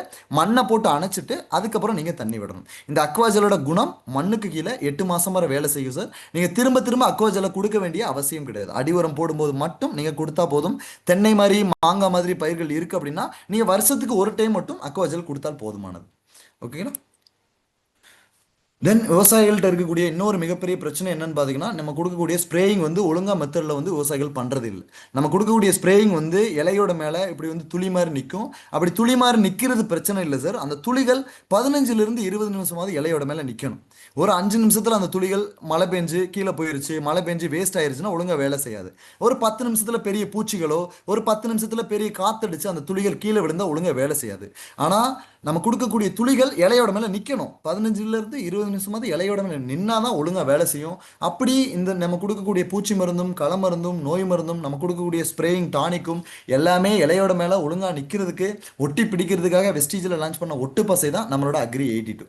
இந்த அக்ரி 82ல 2 விதமான கேட்டகரியில் அக்ரி 82 இருக்குது சார். ஃபர்ஸ்ட் லெஃப்ட் சைடில் இருக்கிறது பார்த்தீங்கன்னா கிரீன் கலர் லேபிள் போட்டது, இந்த சைடு பார்த்தீங்கன்னா மஞ்சள் கலர் லேபிள் போட்டது. ரெண்டுக்கு என்ன டிஃப்ரென்ஸுங்கிறத நான் சொல்கிறேன். இந்த கிரீன் கலர் லேபிள் போட்டு இருக்கிற பாட்டில் இருக்கிற திரவத்தோட சைஸு டென்சிட்டி கொஞ்சம் கெட்டியாக இருக்கும். அதாவது மஞ்சள் கலர் பாட்டில் இருக்கிற திரவத்தோட சைஸை கம்பேர் பண்ணும்போது இந்த அக்ரி 82 பச்சை கலர் பாட்டில் இருக்கிற திரவத்தோட சைஸு கொஞ்சம் கெட்டியாக இருக்குது சார். இதை வந்து இந்த பச்சை கலர் பாட்டிலை வந்து நீங்கள் உரத்தோட கலந்து போடும்போதோ இல்லைனா தண்ணியில் மிக்ஸ் பண்ணி விடும்போதோ யூஸ் பண்ணீங்க அப்படின்னு பார்த்தீங்கன்னா நீங்கள் கொடுக்கக்கூடிய தண்ணியும் உரத்தையும் மண்ணுக்குள்ளே பிடிச்சு வச்சுக்கிட்டு மண்ணுக்குள்ளே எப்பயுமே ஈரப்பதமாக இருக்கிற மாதிரி ஒரு கண்டிஷனை உருவாக்குறது தான் இந்த அக்ரி 82 மிக முக்கியமான வேலை சார். இந்த அக்ரி 82 பச்சை கலர் வந்து நீங்கள் உரத்தோட கலந்து போடும்போது இல்லை தண்ணியில் கரைச்சி விடும்போது ஒரு ஏக்கருக்கு 160லிருந்து 200 மில்லி நீங்கள் யூஸ் பண்ணலாம் சார். தென் அது மட்டும் இல்லாமல் அந்த அக்ரி 82 ஒரு மரக்கணக்குக்கு, அதாவது ஒரு தென்னை மரம் இருக்குது, ஒரு மாமரம் இருக்குது, அதுக்கு எவ்வளோ சார் யூஸ் பண்ணணும் அப்படின்னு பார்த்தீங்கன்னா ஒரு மரத்துக்கு நீங்கள் 5 மில்லிங்கிற விகிதத்தில் அந்த அக்ரி 82 பச்சை கலர் யூஸ் பண்ணணும். இந்த மஞ்சள் கலர் அக்ரி 82 நான் ஆல்ரெடி சொல்லியிருந்தேன் ஒன்லி ஃபார் ஸ்ப்ரேயிங், ஸ்ப்ரே பண்ணுறதுக்கு மட்டும் யூஸ் பண்ணணும். இது வந்து நானோ சிலிக்கான் மெத்தடில் தயாரிக்கப்பட்டது. அதாவது நானோனா ரொம்ப சிறுசுன்னு அர்த்தம். அதாவது இந்த பாட்டிலில் இருக்கிற திரவத்தோட சைஸு டென்சிட்டி ரொம்ப மைன்யூட்டாக இருக்குங்கிறது தான் இதுக்கு வந்து அர்த்தம். அதாவது இந்த அக்ரி 82 வந்து ஸ்ப்ரே பண்ணும்போது நம்ம கொடுக்கக்கூடிய பூச்சி மருந்தும் நம்ம கொடுக்கக்கூடிய டானிக்ஸும் இலையோட மேலே ஒழுங்காக ஒட்டி பிடிக்கிறதுக்கு ஃபர்ஸ்ட் ஹெல்ப் பண்ணும் சார். ரெண்டாவது ஈரமாக்கி விடுறது. 2-3 துளி இருந்தாலே அந்த இலை ஃபுல்லாகவே ஈரமாக்கக்கூடிய தன்மையும் உருவாக்குறது தான் நம்ம அக்ரி 82 இன்னொரு வேலை. மூணாவது பரவக்கூடிய கெப்பாசிட்டி. அதாவது நம்ம அக்ரி 82 பச்சை கலரையும் அக்ரி 82 மஞ்சள் கலரையும் இலையோட மேலே ஒரே மாதிரி வைக்கும்போது அந்த பச்சை கலர் டென்சிட்டி கூட இருக்கிற ஒட்டுப்பசையை கம்பேர் பண்ணும்போது இந்த மஞ்சள் கலர் நானோ சிலிக்கான் மெத்தடில் தயாரிக்கப்பட்ட ஒட்டுப்பசை வந்து ஈஸியாக ஸ்ப்ரெட் ஆயிரும். அந்த பரவக்கூடிய தன்மையும் சரி இலைகளுக்கு கீழே அந்த ஊடுறதுக்கான திறனையும் சரி அதிகப்படுத்தி கொடுக்கறது தான் இந்த ஒட்டுப்பசையோட மிக முக்கியமான வேலை. தென் நம்ம கொடுக்கக்கூடிய ஃபங்கிசைடாக இருக்கலாம், ஹெர்பிசைடாக இருக்கலாம், எல்லாமே இது மாதிரி தண்ணி மேலே ஒழுங்காக வந்து படிஞ்சு நிற்கும். அப்படி நிற்காம அந்த பவுடர் ஃபார்ம்லையோ இல்லை எண்ணெய் வடிவத்திலையோ நிற்காம ஒரே மாதிரி தண்ணிக்குள்ளே கறக்கக்கூடிய திறனையும் கொடுக்கறது தான் நம்ம அக்ரி 82 இன்னொரு வேலை. தென் அக்ரி 82 மிக முக்கியமான இன்னொரு வேலை என்னன்னு பார்த்தீங்கன்னா தண்ணியோட கார அமிலத்திறமையை நிலைப்படுத்தி கொடுக்கறது தான் இந்த ஒட்டுப்பசையோட மிக முக்கியமான வேலை சார். அதாவது செடிகளுக்கு சூட்டபிளான தண்ணி என்ன தண்ணி அப்படின்னு பார்த்தீங்கன்னா நடுநிலைத்தன்மையாக இருக்கணும், இல்லை கொஞ்சம் அமிலத்தன்மையாக இருக்கணும். அதை வந்து நிலைப்படுத்தி கொடுக்கறது தான் அக்ரி 82 மிக முக்கியமான வேலை. இந்த அக்ரி 82 நீங்கள் வந்து ஸ்ப்ரே கொடுக்குறீங்க அப்படின்னு பார்த்தீங்கன்னா 1 லிட்டர் தண்ணிக்கு 1/2 மில்லிலேருந்து 1 மில்லி போதுமானது சார். நீங்கள் வந்து ரெகுலர் ரொம்ப அளவுக்கு அதிகமாக கொடுக்க வேண்டிய தேவை கிடையாது, ரொம்பவும் கொடுக்கக்கூடாது சார். இதை வந்து இல்லை சார், நான் லிட்டருக்கு எனக்கு ஞாபகம் இல்லை. எனக்கு வந்து ஒரு டேங்குக்கு எவ்வளோ ஊற்றணும் அப்படின்னு பார்த்தீங்கன்னா, எந்த ஸ்ப்ரே டேங்காக இருந்தாலும் 10 மில்லி ஞாபகம் வச்சுக்கோங்க. அதாவது ஒரு மூடி கணக்கு ஞாபகம் வச்சுக்கோங்க. 1 லிட்டர் தண்ணிக்கு 1/2 மில்லிலேருந்து 1 மில்லி போதுமானது. அப்படி ஒரு டேங்குக்கு யூஸ் பண்ண போகிறீங்க அப்படின்னு பார்த்தீங்கன்னா, ஒரு டேங்குக்கு பார்த்தீங்கன்னா 10 மில்லிங்கிற விதத்தில் நீங்கள் வந்து இந்த ஒட்டு பசையை ஆட் பண்ணி அடிக்கலாம் சார். ஓகேங்களா? இதில் மிக முக்கியமாக பார்த்தீங்கன்னா நானோ சிலிக்கான் இருக்குது, வெறும் நார்மல் சிலிக்கான் மெத்தட்ல இருக்குது. அந்த நானோ சிலிக்கான் சொல்லக்கூடிய நம்ம அக்ரிடேட் மஞ்சள் கலரை வந்து நீங்கள் வந்து ஒன்லி ஃபார் ஸ்ப்ரேயிங்க்கு யூஸ் பண்ணிக்கோ. ஓகேங்களா? தென் எல்லாருக்குமே தெரிஞ்சிருக்கும் நம்ம இயற்கை உரங்கள் என்ன மாதிரி தயாரிக்கப்படுறது, காட்டுக்குள்ள இருக்கக்கூடிய உரங்கள் என்ன மாதிரி உருவாகுது அப்படின்னு தெரிஞ்சிருக்கும். அதாவது இலைத்தலைகளும் மக்கி போன உரங்களாக இருந்தாலும் சரி, சாணி உரங்களாக இருந்தாலும் சரி, குப்பை உரங்களாக இருந்தாலும் சரி, மண்புழு உரங்களாக இருந்தாலும் சரி, இது எல்லாமே மண்ணுக்கு கீழே மக்கி உரங்களாக மாறி தான் நமக்கு வந்து ஹெல்ப்ஃபுல்லாக இருக்கும். அதாவது யூஸ்ஃபுல்லாக மாறும். அந்த உரங்கள் மண்ணுக்கு கீழே மக்கி என்ன மாதிரி உரங்கள் மாறும் அப்படின்னு பார்த்தீங்கன்னா, இந்த ஃபோட்டோவில் காட்டியிருக்க மாதிரி ஹியூமிக் ஆசிட், ஃபல்விக் ஆசிட், ஹியூமின்கிற 3 விதமான இந்த உரங்கள் தான் உங்கள் மண்ணுக்கு கீழே மக்கி உங்களுக்கு வந்து கிடைக்கக்கூடிய ஒரு கண்டென்ட் சார். இந்த கண்டென்ட்டை எடுத்து நமக்கு பேக்கெட் வடிவத்தில் கொடுக்கக்கூடிய ஒரு பொருட்கள் தான் நம்மளோட ஹியூமிக் கிரானுவல்ஸும் ஹியூமிக் லிக்விடும் சார். இதுக்கான டிஃப்ரென்ஷியேட் என்ன சார்? ரெண்டுமே ஹியூமிக் கண்டென்ட் தான் இருக்கு. ரெண்டுக்கும் என்ன டிஃப்ரென்ஸுங்கிறத நான் வந்து கடைசி ஸ்லைடு வச்சிருக்கேன். அதுக்கு முன்னாடி இந்த ஹியூமிக் வந்து எப்படி தயாரிக்கப்படுது அப்படின்னு பார்த்தீங்கன்னா, கண்டிப்பா அக்ரிகல்ச்சர் பயோ வேஸ்ட்னு சொல்லுவாங்க சார். அதாவது நம்ம வேஸ்ட்னு சொல்லிக்கிட்டு அக்ரிகல்ச்சரை பொறுத்தவரை என்ன மாதிரி ஒரு தேவைகள் செடிகளுக்கு இருக்குன்னு சொன்னீங்க பார்த்தீங்கன்னா, அக்ரிகல்ச்சருக்கு அந்த குப்பைகள் தான் மிக முக்கியமான ஒரு பயன்பாடு சார். அதாவது ஒரு சாணி உரமாக இருக்கலாம், குப்பை உரமாக இருக்கலாம், வேற ஏதாவது நம்ம மூடாக்குன்னு சொல்லுவாங்க. அதாவது தென்னையிலிருந்து விழுகிற அந்த மட்டைகளை எடுத்து தென்னையை சுற்றி போடுவாங்க. அதெல்லாம் எதுக்கு அப்படின்னு பார்த்தீங்கன்னா, அதெல்லாம் மண்ணை வந்து ஈரப்பதத்தை தக்க வச்சுக்க, அதிகமாக களைகள் வராமல் இந்த மாதிரி மெத்தட்லாம் பயன்படுத்துவாங்க. அதாவது இந்த அக்ரிகல்ச்சர் வேஸ்டெல்லாம் எடுத்துகிட்டு போயிட்டு அதை மண்ணுக்கு கீழே வச்சு அது மூலயமா தயாரிக்கப்பட்ட உரங்கள் தான் நம்மளோட ஹியூமிக் கிரானுவல்ஸும் ஹியூமிக் லிக்விட். இதனோட குணம் என்ன? ஹியூமிக்கோட குணம் என்ன அப்படின்னு பார்த்தீங்கன்னா, மண்ணோட வளத்தை அதிகப்படுத்தி கொடுக்கறது தான் ஹியூமிக்கோட மிக முக்கியமான வேலை சார். அதாவது உங்கள் வயலில் மண்ணோட தன்மை அதிகமாகணும், உங்கள் வயலில் மண்ணோட வளத்தை அதிகப்படுத்தி கொடுக்கணும் அப்படின்னு பார்த்தீங்கன்னா, உங்கள் மண்ணுக்குள்ளே இருக்கிற நுண்ணுயிரோட பெருக்கம் அதிகமாகணும் சார். நீங்கள் அதிகமாக வந்து உரம் போடுறதுனால உங்களுக்கு அதிகமாக விளைச்சல் வரப்போகிறது கிடையாது. நீங்கள் வந்து அதிகமாக வந்து பூச்சி மருந்தோ களை மருந்தோ அதிகமாக வந்து விளைச்சல் வரப்போகிறது கிடையாது சார். கண்டிப்பாக உங்கள் மண்ணில் எந்த அளவு மண் வளம் இருக்கோ, எந்த அளவு நுண்ணுயிர் பெருக்கம் இருக்கோ, அந்த அளவு தான் உங்கள் மண்ணோட வளம் வந்து உங்கள் அடுத்த ஜென்ரேஷனுக்கு வந்து உங்களுக்கு வந்து விவசாயம் வந்து பாதுகாக்கப்படும் சார். இந்த மண்ணில் இருக்க நுண்ணுயிரோட பெருக்கத்தை அதிகப்படுத்தி கொடுக்கறது தான் ஹியூமிக்கோட மிக முக்கியமான வேலை. அதாவது எக்கச்சக்கமான ஒரு தூசி பறந்தா கூட அந்த தூசியில் கூட கோடிக்கணக்கான நுண்ணுயிர்கள் இருக்குது சார். ஒரு கைப்பிடி மண் எடுத்து நீங்கள் அந்த சாயில் டெஸ்ட் பண்ண கொடுத்தீங்கன்னா, நம்ம உலக மக்கள் தொகையை விட அதிகமான நுண்ணுயிர்கள் அந்த ஒரு கைப்பிடி மண்ணுக்குள்ளே இருக்கும். அந்த அளவு நுண்ணுயிரோட பெருக்கத்தை தான் இன்னைக்கு வந்து ரசாயன உரத்தோட தேவையை அதிகமாக யூரியா யூஸ் பண்ணி, அதிகமாக டிஏபி, அதிகமாக பொட்டாஷ் வந்து அளவுக்கு அதிகமாக யூஸ் பண்ணி தான் இந்த மாதிரி நுண்ணுயிர்கள் தான் நம்ம வந்து அழிச்சுக்கிட்டு இருக்கோம். இந்த நுண்ணுயிர் பெருக்கத்தை அதிகப்படுத்தி கொடுக்கறதுக்கான மிக முக்கியமான வேலையை கொடுக்கறது தான் நம்ம ஹியூமிக். இந்த ஹியூமிக் எப்படி நுண்ணுயிர் பெருக்கத்தை அதிகப்படுத்தும் அப்படின்னு பார்த்தீங்கன்னா, இந்த நுண்ணுயிர்களுக்கு தேவையான உணவு என்ன மாதிரி உணவு தேவை அப்படின்னு பார்த்தீங்கன்னா, கார்பன்கிற ஒரு சத்து தான் மண்ணுக்குள்ளே இருக்கிற அந்த கார்பன்கிற சத்து தான் இந்த நுண்ணுயிர்களுக்கு தேவையான உணவு. அதாவது அந்த கார்பன் சத்து நம்ம ஹியூமிக் ஆசிட்ல அதிகம் இருக்கிற காரணத்தினால ஹியூமிக் குருணையோ ஹியூமிக் லிக்யூடோ நீங்க மண்ணுக்குள்ள போடும்போது இந்த மண்ணுக்குள்ள இருக்கிற பல கோடிக்கணக்கான நுண்ணுயிர்கள் அதை உணவா எடுத்துக்கிட்டு அதனோட பாப்புலேஷனை அதிகப்படுத்தும் சார். அதாவது நுண்ணுயிரோட பெருக்கத்தை மண்ணுக்குள்ள அதிகப்படுத்தி கொடுக்கறதா ஹியூமிக்கோட மிக முக்கியமான வேலை. ரெண்டாவது வேலை விதையோட முளைப்பு திறன். இந்த லெஃப்ட் சைடு கண்ட்ரோல்னு கொடுத்தது வந்து பாத்தீங்கன்னா ஹியூமிக் கொடுக்காத ஒரு நெல் விதை, ரைட் சைடு கண்ட்ரோலுங்க ஹியூமிக்னு கொடுத்தது வந்து நம்ம ஹியூமிக் கொடுத்த ஒரு நெல் விதை. அதாவது நம்ம ஹியூமிக் கொடுக்காத நெல் விதையோட முளைப்பு திறன் நீங்களே பாருங்க, கிட்டத்தட்ட ஒரு 40லேருந்து 50% விதைகள் தான் முளைச்சு வந்திருக்கு. அதுவே ஹியூமிக் கொடுத்த நெல் விதையோட முளைப்பு திறன் பாருங்க, கிட்டத்தட்ட 70லேருந்து 75% உங்களுக்கு வந்து நெல்லோட விதையோட முளைப்பு திறன் உங்களுக்கு தெரியும். அதாவது எந்த ஒரு விதைகள் விதைக்கிறதுக்கு முன்னாடியும் நீங்க வந்து விதைகளை வந்து ட்ரீட்மெண்ட் பண்ணணும், ட்ரீட்மெண்ட் பண்ணணும். அப்படி ட்ரீட்மெண்ட் வந்து ஹியூமிக் ஆசிடோட பண்ணும்போது அந்த விதையோட முளைப்பு திறனை அதிகப்படுத்தி கொடுக்கறது தான் ஹியூமிக்கோட இன்னொரு மிக முக்கியமான வேலை. தென் மூணாவது என்ன அப்படின்னு பார்த்தீங்கன்னா, அக்ரி 82ங்கிறது தண்ணியோட கார அமிலத்தன்மையை நிலைப்படுத்தி கொடுக்கறது.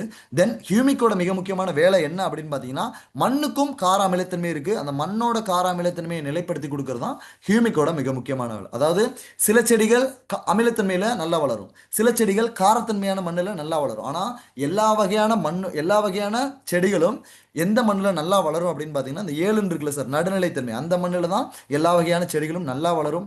அந்த மண்ணோட நிலைப்புத்தன்மையை, அந்த மண்ணோட கார அமிலத்தன்மையை நிலைப்படுத்தி வைக்கிறது தான் ஹியூமிக்கோட இன்னொரு மிக முக்கியமான வேலை. தென் நாலாவது என்ன அப்படின்னு பார்த்தீங்கன்னா, வேர் வளர்ச்சி. ஒரு செடிகளுக்கு ஆணி வேர்கள் எதுக்கு அப்படின்னு பார்த்தீங்கன்னா, செடியோட நல்லா ஸ்ட்ராங்காக இருக்கிறதுக்கு, செடி வந்து நல்லா சாயாமல் இல்லாமல் ஸ்ட்ராங்காக இருக்கிறதுக்கு வந்து ஆணிவேர் தேவை. அதாவது அந்த ஆணிவேர்கள் நல்லா வளரணும்னா பாஸ்பரஸ் சத்து தேவை. அப்போ சல்லிவேர்கள் நல்லா வளர என்ன சத்து தேவை அப்படின்னு பார்த்தீங்கன்னா கண்டிப்பாக வந்து ஹியூமிக் ஆசிட் தேவை. அதாவது அந்த ஆணிவேர்கள் வந்து எதுக்கு அப்படின்னு பார்த்தீங்கன்னா செடிகளுக்கு நல்லா ஸ்ட்ரென்தன் கொடுக்கறது.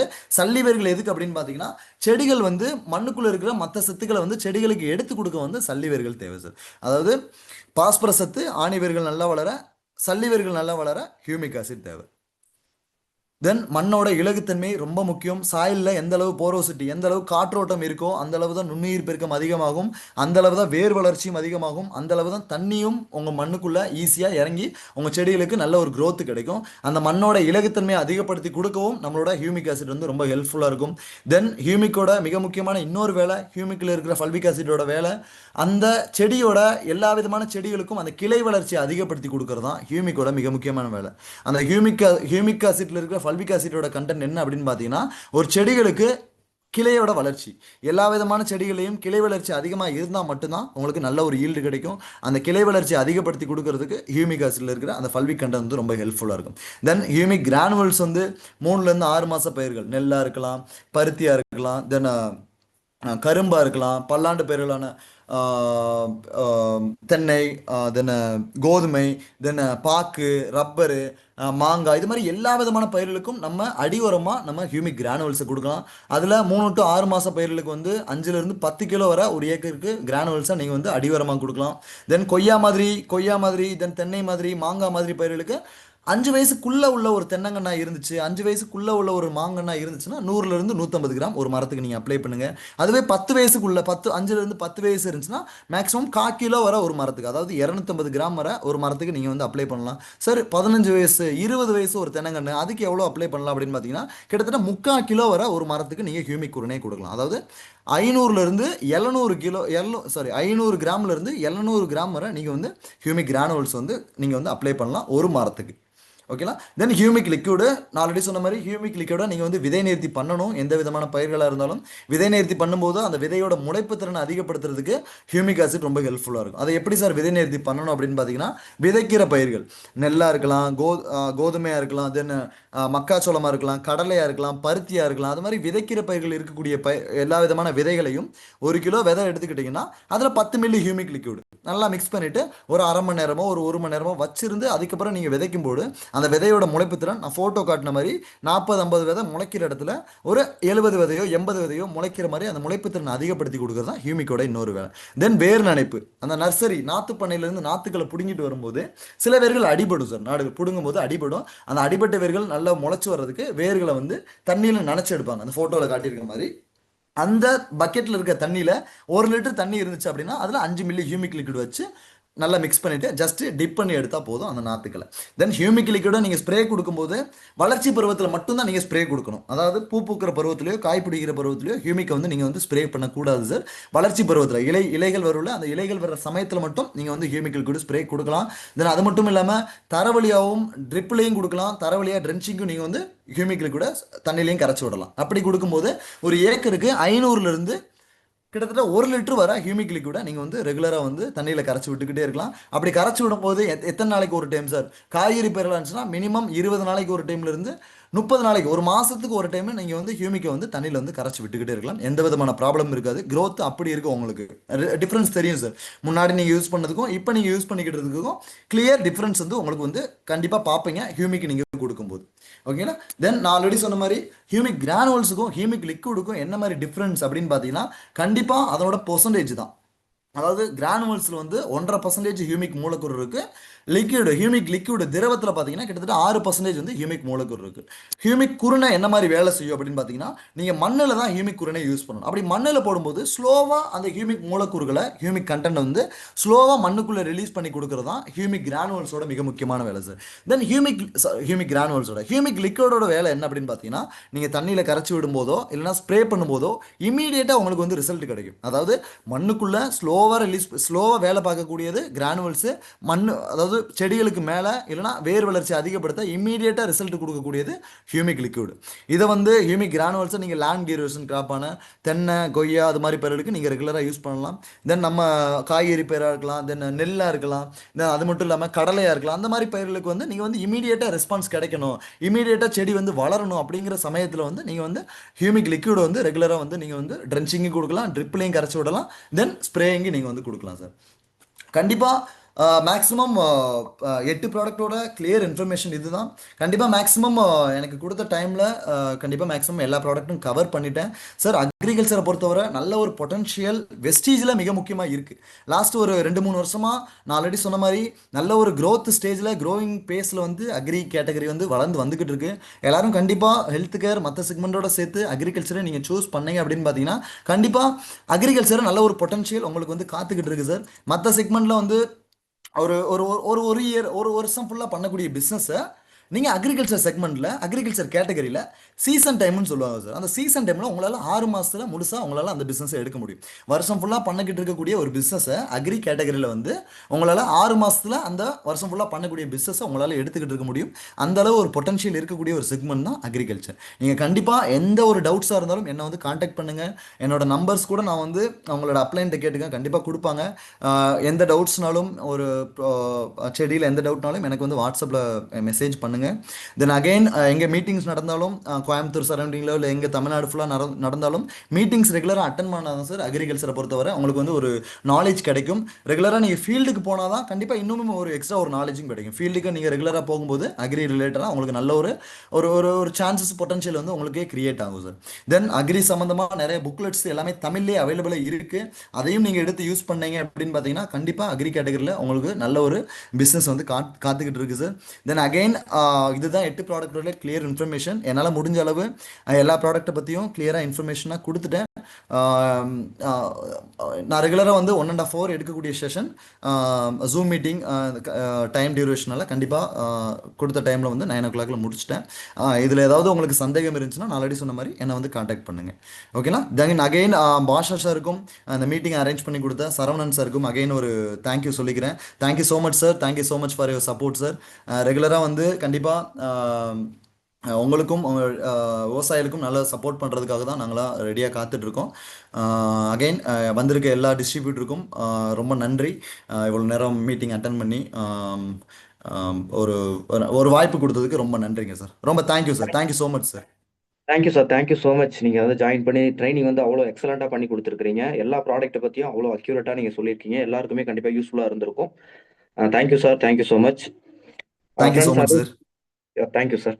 ஃப்ரெண்ட்ஸ் அதே மாதிரி இப்போ செந்தில் சாரை வந்து நீங்கள் காண்டாக்ட் பண்ணணும் அப்படின்னா நம்பர் வந்து உங்களோட லீடரை காண்டாக்ட் பண்ணுங்கள். அதே மாதிரி சின்ன சின்ன டவுட்டு, மைனர் டவுட்டுக்கெல்லாம் சும்மா கூப்பிட வேண்டாம். ஏன்னா நீங்கள் வேல்யூபிளாக ரீசனபிளாக இருந்தால் மட்டும் கூப்பிடுங்க. இல்லைன்னா உங்கள் டீம்லேயே உங்களுக்கு மேலேயே நிறைய லீடர்ஸ் அக்ரி நாலேஜ் இருக்குது, அக்ரி கேளுங்க. ரொம்ப டீப்பாக நமக்கு வந்து சப்போர்ட் கண்டிப்பாக எடுக்கணும், ஒரு கன்ஃபர்மேஷன் வேணுங்கும் போது நம்ம வந்து யூஸ் பண்ணிக்கலாம். ஏன்னா நம்ம சான்ஸ் இருக்குங்கிறதுக்காக நம்ம ரொம்ப மிஸ்யூஸ் பண்ணக்கூடாது. அதனால் வந்து சார் சொல்லியிருக்காருன்னு உடனே கால் அடிக்க வேண்டாம். தேவைங்கும் போது கரெக்டாக பயன்படுத்திக்கோங்க. இல்லைன்னா அப்புறமேட்டு அதுவும் நமக்கு கிடைக்காது. ஏன்னா ஃப்ரீ நம்ம டீமில் அப்புறம் எல்லாரும் அடிச்சாங்கன்னா அப்புறம் அவரும் வந்து அப்புறம் எல்லாத்தையும் அவாய்ட் பண்ணாருன்னா வேல்யூபிளாக யாருக்கு வேணுமோ அவங்களுக்கும் கிடைக்காது. ஓகேங்களா? அதனால இன்னைக்கான நாலேஜ் இந்த வீடியோ யூடியூப்லேயும் லிங்க் இருக்கும். உங்கள் லீடர்ஸை கேட்டு வாங்கி எப்பெல்லாம் தேவைப்படுதோ அப்பெல்லாம் பாருங்கள். அந்த ப்ராடக்ட்டை பற்றி அவ்வளோ அக்யூரேட்டாக சூப்பராக ஷார்ட் டைமில் சொல்லியிருக்காரு. அதே மாதிரி நாளைக்கு கன்சிஸ்டன்சியோட கடைசி நாள், நாளைக்கு 14ஆம் தேதி கன்சிஸ்டன்சியோட கடைசி நாள். உங்கள் நெட்ஒர்க்கில் உங்களுக்கு கீழே கன்சிஸ்டன்சி பண்ணுறவங்க ஒருத்தர் கூட பிரேக் ஆகக்கூடாது. அதுதான் நம்ம சரியான பிஸ்னஸ் பண்ணுறதுக்கு அழகு. அதை வந்து கரெக்டாக ஃபாலோ பண்ணுங்கள். மீட்டிங்கோட ஃபீட்பேக் குரூப்பில் ஷேர் பண்ணுங்கள் ஃப்ரெண்ட்ஸ். நான் மீட்டிங்கை முடிச்சுக்கிறேன். Thank you, wish you well.